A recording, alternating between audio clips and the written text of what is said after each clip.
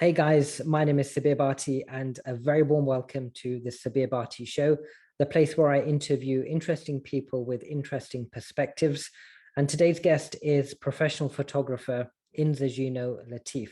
He is passionate about giving voice to people by unearthing places and faces that are all too often ignored and overlooked. Inzajeano's work has been published in some very well-known publications, including the Telegraph magazine, as well as Time magazine. And he's also photographed some very well-known personalities as well, including actor Andrew Scott and TV personality Ian Hislop, just to name a few. If you want to follow Inzajeano's work, you can do so by visiting his website, which is inzajeano.com. That's spelled INZAJEANO.com. You can also follow his fabulous work on Instagram by following him there using the handle @_Inzajeano. Super excited. So much to get through in this next hour or so. So without further ado, a very warm welcome to Inzajeano Latif. Hello. Hey man, how are you? Thanks for having me. I'm very well. Thank you so much for joining me on the show. And we were just talking off air there and trying to recall how long it's been since we last met. And I reckon it's been a good 8 or 9 years, right? Easily, yeah. And you still look so youthful. Well, I appreciate that. And, it's been fabulous to see your work. I've actually been following your work mainly on LinkedIn. And often I come across your updates in relation to your photography work. So with your permission, that's where I wanted to start. And I found very interesting the details that you put on your website, in particular, your work ethic and your mission. And I just want to read something out and then perhaps ask you to elaborate on that a bit more. So you say that you're passionate about giving voice to people by unearthing places and faces that are all too often ignored and overlooked. So if you wouldn't mind, I just wanted you to perhaps just expand and delve into that a bit more, just to give us an idea of where this mission came from. Yeah, sure. So I guess this way of working, which has evolved over time, I guess I've kind of nurtured it and I've began to understand different aspects of it through time. But its core started when we moved from the north of England, from Bradford down to London. My mum, she was a seamstress, and things in Bradford financially were quite tough. She worked 2 to 3 jobs. She was the main breadwinner. I didn't really see my father that much. So she decided, for a better life for us and herself, let's move down to London. The pay was slightly higher. She had some family down there. So we moved down to North London, Tottenham, which for me was like, whoa, like, where the hell am I, kind of thing. Like you go from being around, more or less your, people that are from the same background as you, share the same kind of culture, and then you're kind of flung into this place where hardly any South Asians at all, hardly any. A very predominant Afro-Caribbean community. That was exciting, but it also had a lot of challenges, because we were the odd family out. So, at the offset, I began to feel like, I'm kind of invisible. And the only time I would become visible was when, I was hurled racial abuse, when I was beaten up, when I was mugged. So, I started to kind of think about things in a very, I guess at that time, really black and white way. like almost like this us and them, because that's how it felt. Like all, like the community from Africa had their little circle, the community from West Indies, Jamaica had their little circle. Everyone had their little circles, and it was only every now and again when everyone dipped their toes into each other's pots, if you like.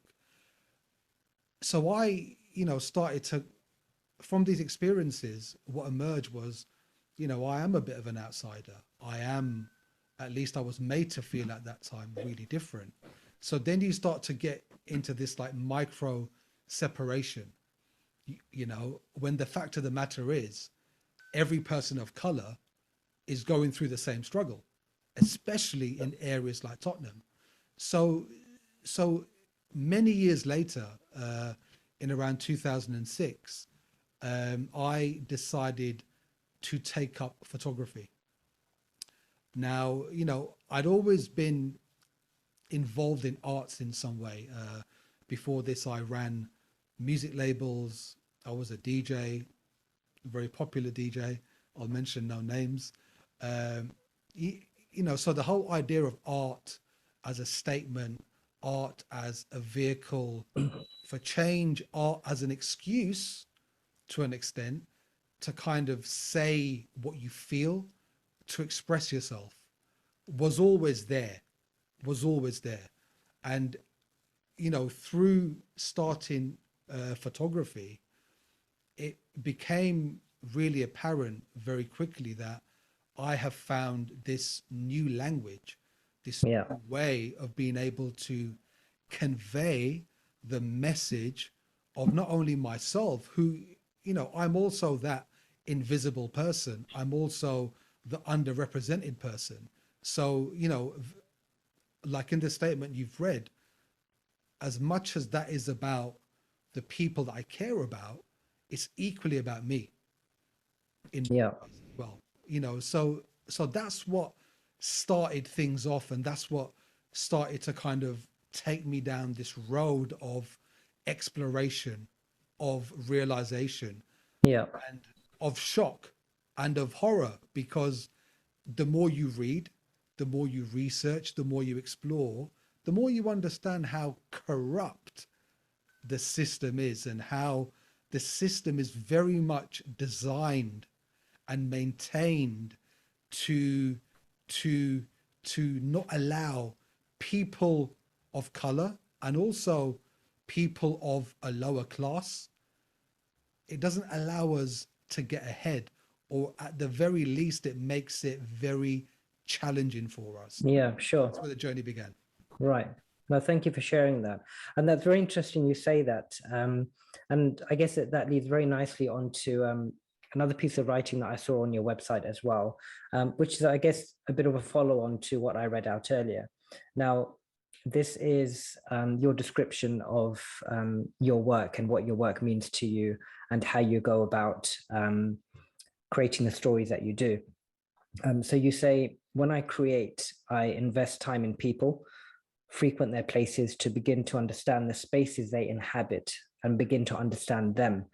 It's only then I start extracting and making images that can do those communities justice. So I guess that follows on to what you were discussing just a moment ago. Why did you find focusing on people's stories specifically so powerful? What was it about that really drew you in? It's a really good question, and it kind of happened naturally. I When I seriously started making longer bodies of work, and when I say longer bodies of work, I mean pieces of work that take months, often years, to kind of really start to peel back the layers and allow the viewer to understand what's going on, to get a sense of the place. So naturally, I leaned towards, speaking to people, like a lot of my work, for example, the series, This is Tottenham, that's hours and days spent walking around, speaking to people, genuinely speaking to them, not because, I want to take their photo, because 8 times out of 10, people don't let me take their photographs. There's a real sense of paranoia in Tottenham. At least when I first started the work, people didn't want their names to be mentioned. If they wanted to be photographed, they were like, yeah, that's fine, but don't mention my name and whatnot. So there was this layer of secrecy to some extent that people wanted to maintain. And what emerged from that is this sense of, not trusting the system, like, who might see this? What might people think? What might they think? And they was often used as a term to describe the system. So, speaking to people and just really engaging in their stories. And for me as well, it was kind of like it's like a healing kind of process started, because I could finally relate to people that had similar experiences to me. People that were from broken homes, people whose parents might have experienced some form of domestic violence. Maybe they themselves had experienced some form of verbal or physical abuse. So it was really refreshing to kind of start to kind of suddenly think about these people as like, this is my community, like these are my people and I'm theirs and they're mine. So it really started to kind of allow me to focus in on what I wanted to kind of extract. I was taking photos for about 10 years, and I've heard an insane amount of stories, sad, happy, and everything in between. And it's just this natural love, I guess, this genuine care that I have for people, and wanting to use photography, use this beautiful art form that I guess in many ways now has been used to manipulate and push the truth to regions where I don't think it should go. But I guess, like in all this smoke, I still maintain photography's purity, at least to share what I feel is the truth. Sure. And we were also speaking off air on email a few days ago, and you gave me some very insightful information about the deeper part of Inzajeano Latif, which I found intriguing. You said that you are you described yourself rather as a thinker and a fighter, and someone who stands up for what you to believe in, or stands up for what you believe in, sorry. So I'd be interested to know if these traits, or how these traits, if at all, translate over into your work. So these being a thinker and a fighter, and I guess standing up for what you believe in is very much integral in your work already. Yes, so I guess now all my work, this is Tottenham. If you look at the work I'm also making in Lincoln Heights in Cincinnati, it's very much about the resilience in minorities, the fact that no matter what happens, no matter what crap you have to take, no matter how many years of this we have to endure, we're still here and we'll still fight. Sometimes people don't realize the end result, because it's just, like, your life ends and you move on. Nonetheless, I met people in their 90s that have the same fire as someone who's in their teens. That for me shows that it's really important to keep on striving for what we believe in. Change, especially now, is something that's being challenged in ways that we can't really imagine or we never thought of. So my work sits at the intersection of anything is possible if you put your mind to it, if the work is crafted in a way that reveals truths about these people. Um, a lot of the work is very formally framed.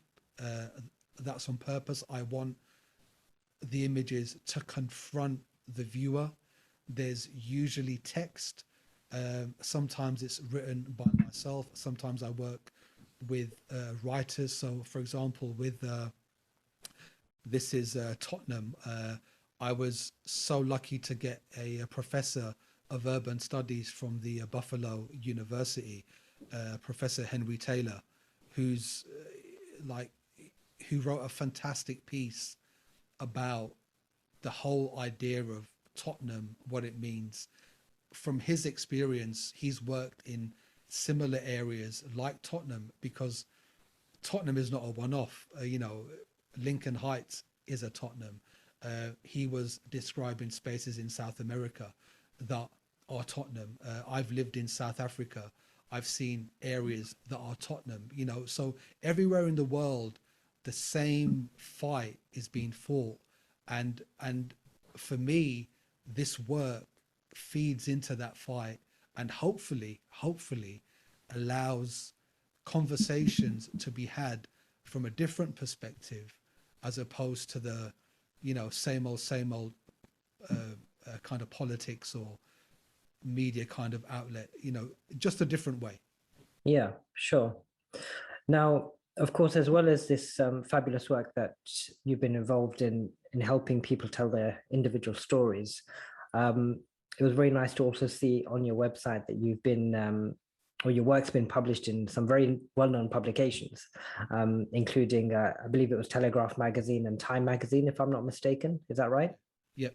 Yeah, and it was so cool to see your photography up there. And in particular, I noticed you did some work with the TV personality Ian Hislop and the actor Andrew Scott.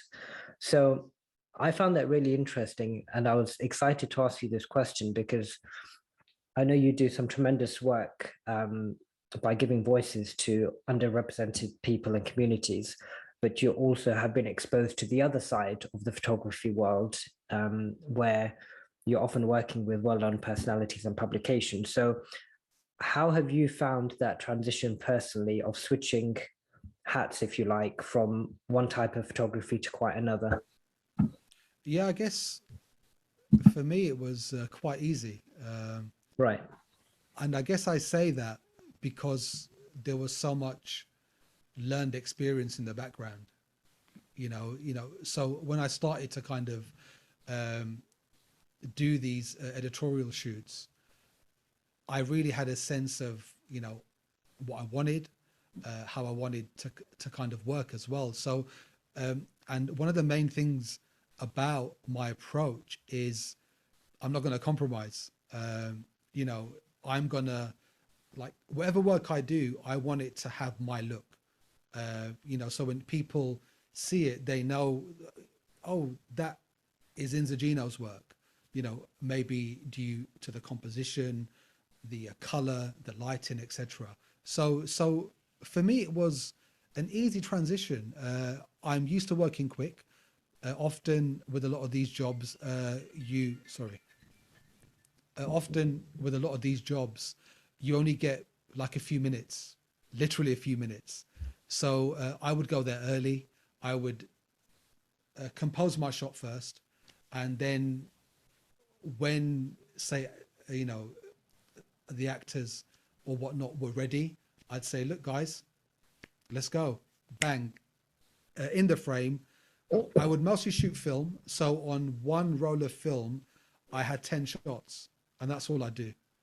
10 shots right there. Let's go. Done. And then obviously you have to sweat and keep your fingers crossed something on those negatives when you get the film processed. So yeah, lots of excitement. But it's just what you described it there towards the end, it seems like at times it can be quite a high pressure environment where, as you said, you've got your fingers crossed for a positive outcome. Have you ever had cases where it hasn't gone as you'd planned? Uh, Have you ever had any like sticky moments? And the reason I ask is it's sometimes nice just to see how someone handles those type of situations where you're thrown with unexpected moments, but you've had to kind of think on your feet Oh, to I'll tell you a make it story. work. I have got the perfect story. No one's heard this story apart from my wife. so, I was, I got the job for Time Magazine. Yeah. That was to shoot a feature in the USA in Indianapolis. So I flew over there, uh, and I got in rather easily for a change, which is always nice when you go to America. And my excuse was, like, I'm here for the NASCAR racing. That's why I've got my cameras. I'm here for that. And it was like, yeah, great. I was like, yeah. So I get the brief, and me being very, is it stubborn, or just, focusing on my look in terms of like the aesthetic that I wanted. I I only had my medium format analog camera. And obviously, because I'm in America, stupidly now, uh, but back then I was like, yeah, look, there's going to be loads of labs in America. I'm going to shoot the film and it's going to be great. It's going to be fine. It's going to be fantastic. So I have to shoot, I think, 3 or 4 people. Um, so I get that done. That all went well. The engagement with the participants was fantastic. The mood was good. I knew, like, I had an idea of the mood I was kind of going for visually. And then it came to getting the film processed. And obviously, most of the time when you work for magazines like Time Magazine, they want the images yesterday. So it's like, okay, I can have this turned around in a day, maximum 2 days. They were okay with that. So now I need to find a lab. Yeah. So I'm, checking Google for labs. Like, there's no local labs. I'm like, this is a bit strange, what's going on. And then I find a lab, but the lab is like 80 miles away from where I'm staying. So I drive down there and I'm all excited because I found the lab, and I know that the lab is going to have superbly clean chemicals, great machinery, everything will be great. I walk in, and there's a young lady at the counter. And as soon as I saw her and the equipment, tiny alarm bells started to ring in my head. So I asked them, like, are your chemicals maintained and all this? Yeah. They're all maintained. They're great. They're fantastic. I said, okay, cool. Gave them the film, drove back 80 miles. The next day, I drive back down and I get the film back. And I'm like looking at the negs. Like, there's like, the exposures are all off. Oh, yeah. We had some problems with the machine. Wow. I was like, what?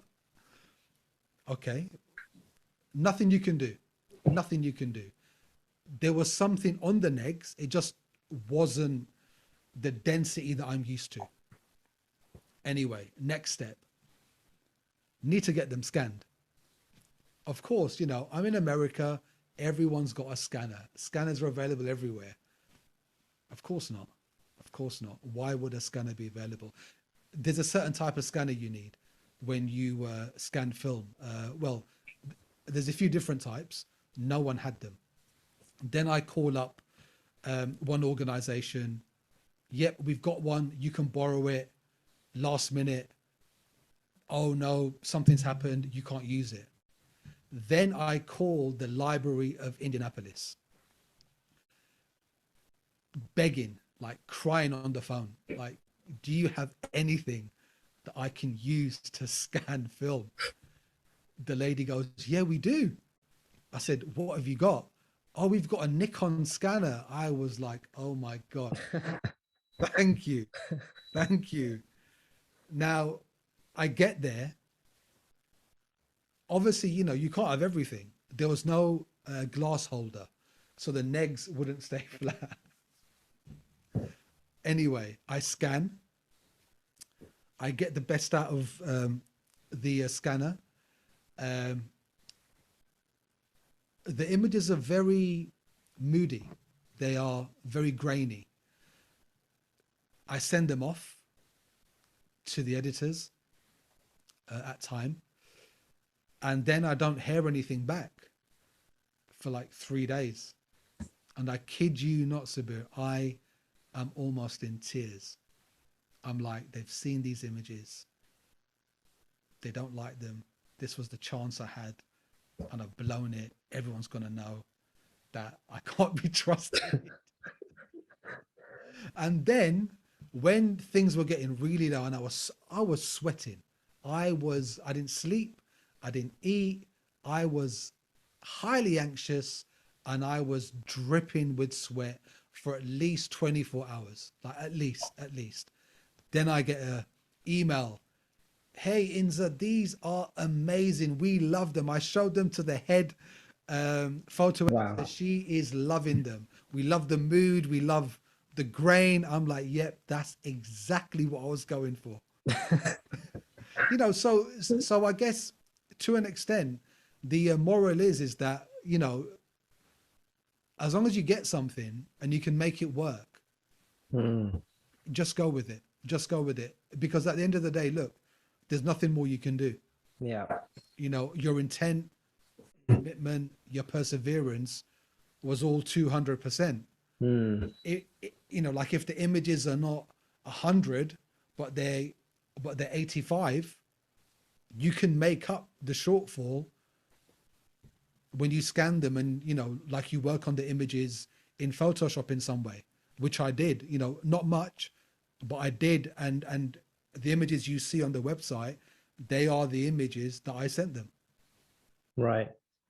Yeah, no, that's an amazing story. And that story actually really resonated with me, because over the years, and this has kind of been somewhat my downfall at times, is that I'm always trying to be as close as possible to this idea of perfection. But the truth is sometimes it's just not possible due to external factors. And I often used to put myself down whenever that used to happen, blaming myself. But it's really nice hearing that perspective from you, because like you said, it doesn't matter how hard you try, sometimes things happen and you just have to adapt. Yeah, totally. And your point about this idea of perfection, I mean, like it took me a long time to let go of that. I would say only Yeah. in the last year I let go of this illusion of perfection, because it is an Right. illusion. Yeah. I mean, look, even so for example, if you could achieve perfection, then what? Then what? Exactly. Yeah. Like, where do you go from there? There's nowhere else to go because you've reached it.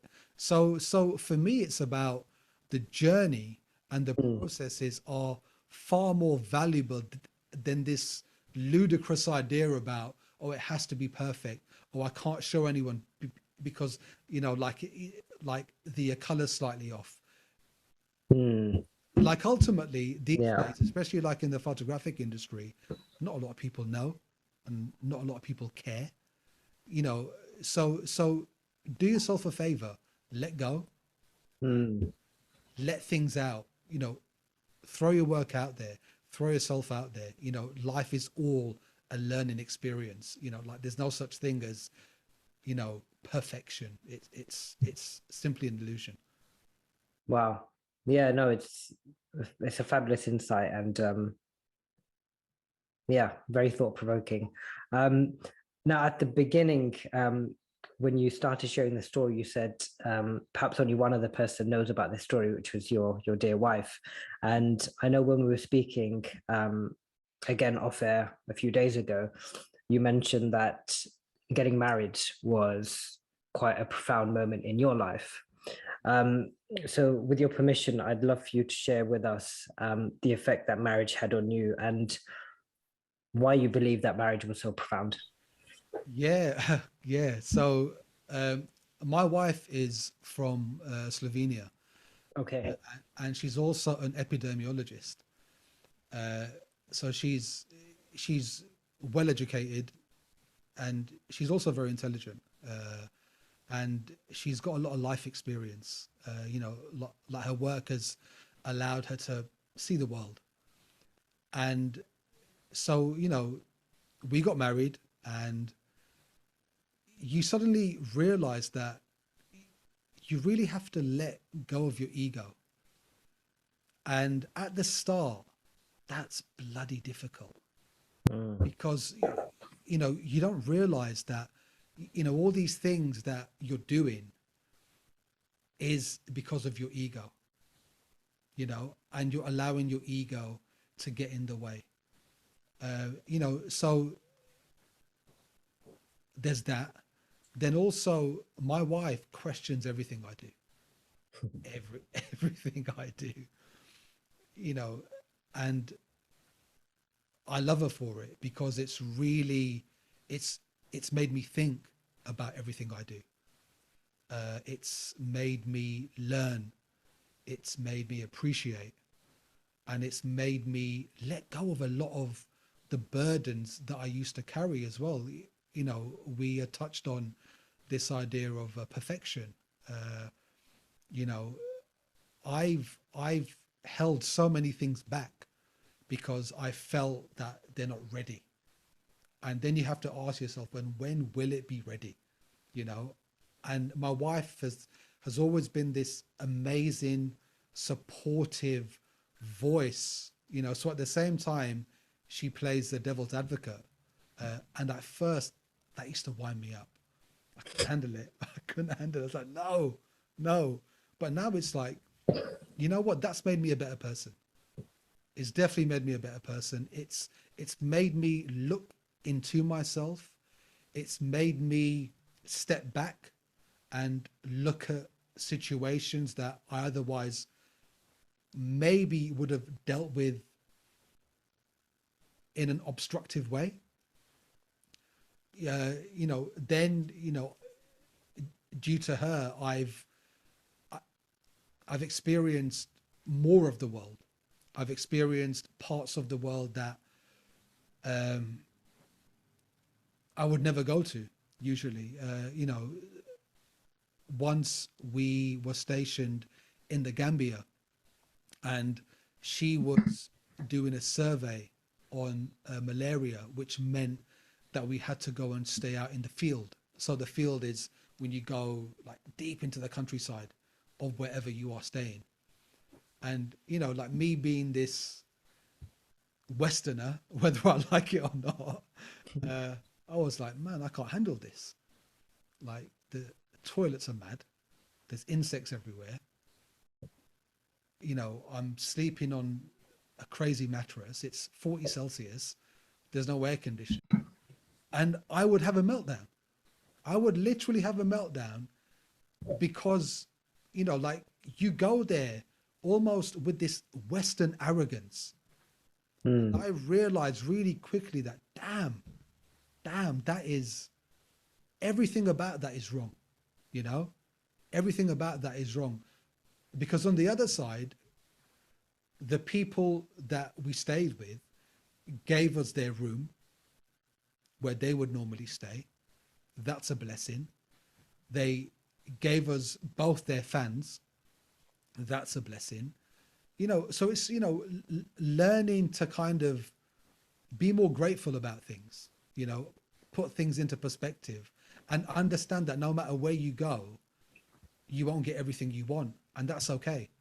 Because the times that you don't get things that you want is a learning experience, and it's a beautiful learning experience, and that feeds in to your character, to your way of life, to make you a better person, whether that's in day-to-day things or in your photographic work or whatever line of work you're in.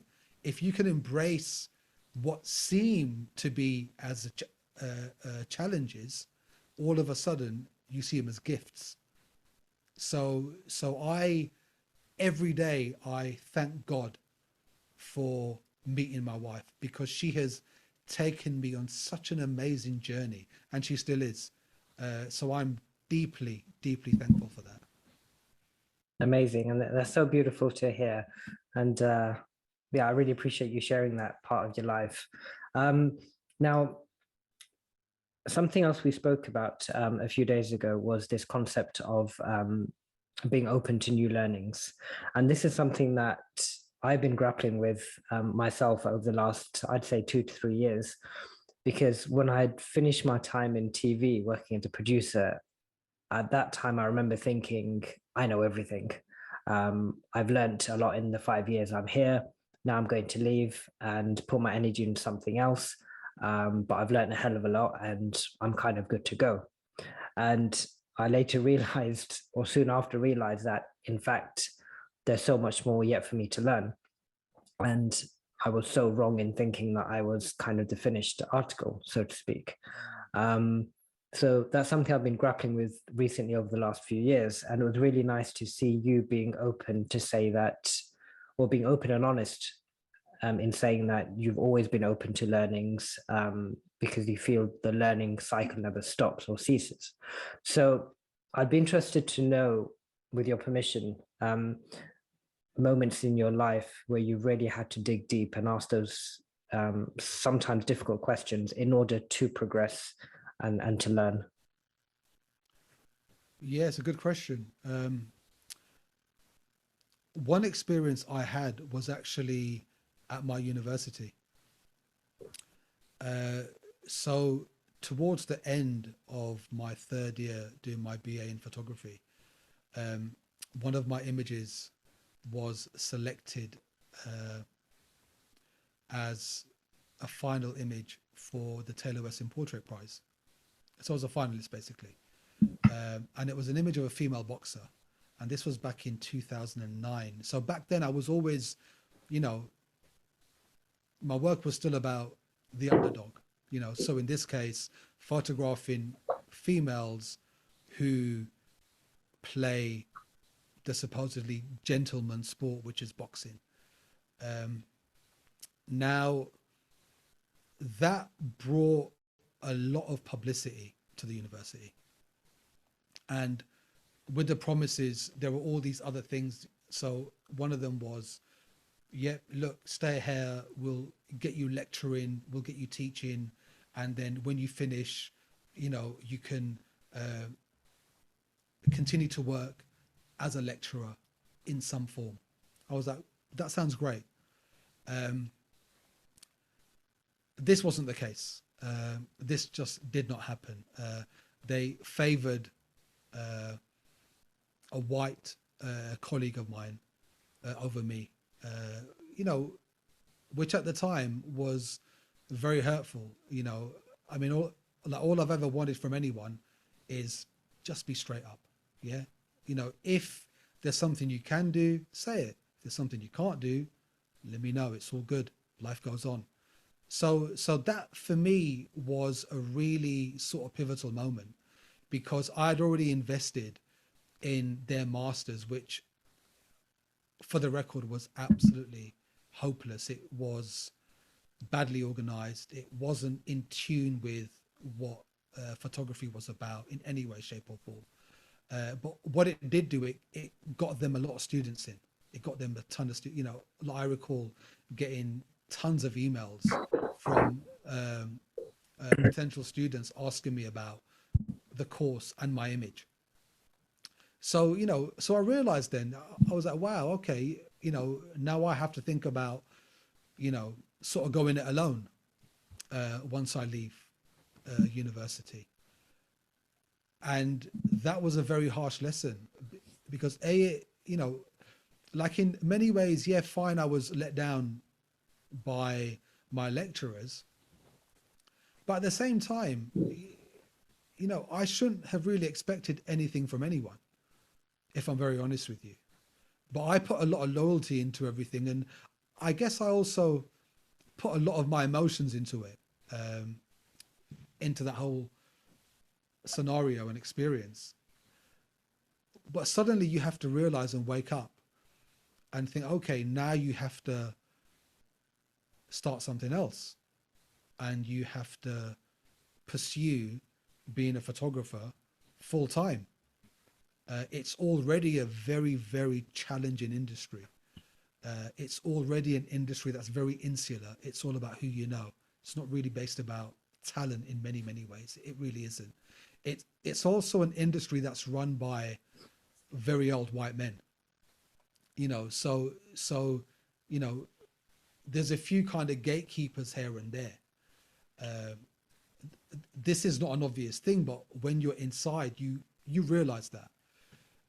So for someone like me who photographs in a very contemporary manner, but doesn't fit the contemporary aesthetic, I suddenly realized that there are a lot of challenges in this industry, and a lot of challenges that I experienced straight away. I would go and show my book to organizations, and as soon as they would see my face, the tone would change completely, change. Early on, most of the work I got was from art directors and editors who were Asian or brown. So that kind of tells you a lot.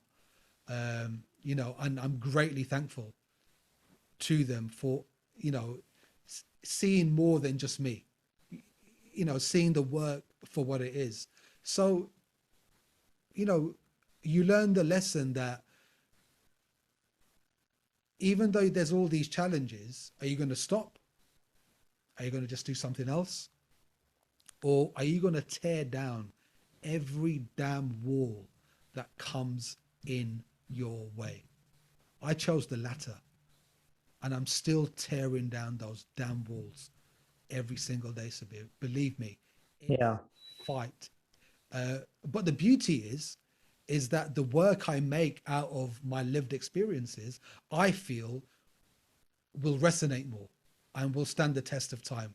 I often I have this thought that in 100 years' time, people can look back at work like Lincoln Heights, like This Is Tottenham, and get a real understanding of the real people that lived in those spaces, the real children, the real adults, the real scenarios, the real emotions. I don't think a lot of work does that these days, but I'm hoping that in 100 years' time, mine does. Yeah, no, that's really interesting. And before we wrap up, I just wanted to switch gears slightly, because there may be people watching perhaps who are budding photographers who want to follow in your footsteps and really make a real difference with their photography work. Now, you just mentioned there that obviously it's a challenge, and it still is a challenge for you, and you're having to continuously fight through those battles. But I'd be interested to know, so when you got these gigs with, say, well-known publications such as the Telegraph magazine, Time magazine, you're taking photographs of very well-known personalities. Has that helped in, as you say, breaking down barriers, or is it still the same challenge as it was before? So I guess what I'm trying to ask is, once you get your foot in the door, so to speak, with these publications, is it then easier to continue working with these publications or similar outlets? Or not really? Not really. Right, okay. For everything that I've done, Yeah. I've worked really hard for. Like every single job I've got, I've worked really hard for. Nothing has fallen in my lap. Okay. So the struggle is the same. Right. Okay. So say for a budding photographer, if there's a budding photographer watching this, and they want to know the initial guidance, if you could give them 1, 2, or even 3 initial tips from your experience, what do you think that those would be? I'd say the first one is that you don't need to go to university. Right. Definitely not. Especially not for 3 years anyway. You're better off taking one of my courses, and I genuinely mean that, to really understand how the industry works. You don't get any of that in university at all. So that's really important. Don't go to university. if you can work or assist for a working photographer, that's where you'll get the experience of how things actually work. You'll meet the editors, Right. the producers, the art directors. You'll meet the whole network. You'll see how it functions, and you'll see how you can navigate that. That's vital. Secondly, I would say work on your style. Don't be a jack of all trades. You know, that's, you know, the difference of experience and learning and understanding and technicalities of landscape photography compared to portraiture is like night and day. They're completely two different beasts. So find out what you're really into, spend a few months, a few years working on that, and then home in on one thing and really, really, really work hard and be yourself. That is so important. We live in a world that is, everyone's a copy of each other. It's something that's encouraged. You know, this idea of individuality is a myth. It's a really rare thing these days. So I would encourage you that once you've understood what direction you want to go in, then try and find ways of how you can make that as individual as possible and reflect you as much as possible. So they're the things that I would really, really think about. Okay, interesting. And you mentioned there in one of your tips to maybe buddy up with an established photographer as their assistant. Have you ever had people reaching out to you to try and test the water with, can I get an assistant position with Inzajeano Latif? Has that ever happened? I haven't. I say I can't afford it. You can't afford it. No. See, the thing is, my work is, it's not the kind of work that I always need an assistant for. Right, I see. Sure. You know, like it's very much out there in different parts of the world. Mm. And, you know, like you mentioned earlier, you know, I immerse myself with those people. So I find that working alone is the best way for me. Right, okay. You know, if it's a, you know, like a job for an organization, then yeah, you know, I can use an assistant then, because you need help to set up lighting, various different scenarios. So that's when it is possible. But for the majority of my work, I just don't need an assistant. Right.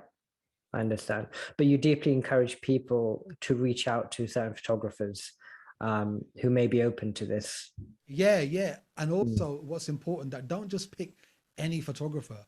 Pick Yeah. a photographer whose work you like, because Right. Okay. you learn their tricks, and Sure. they're very open to allowing you to learn those. So yeah, that's important as well.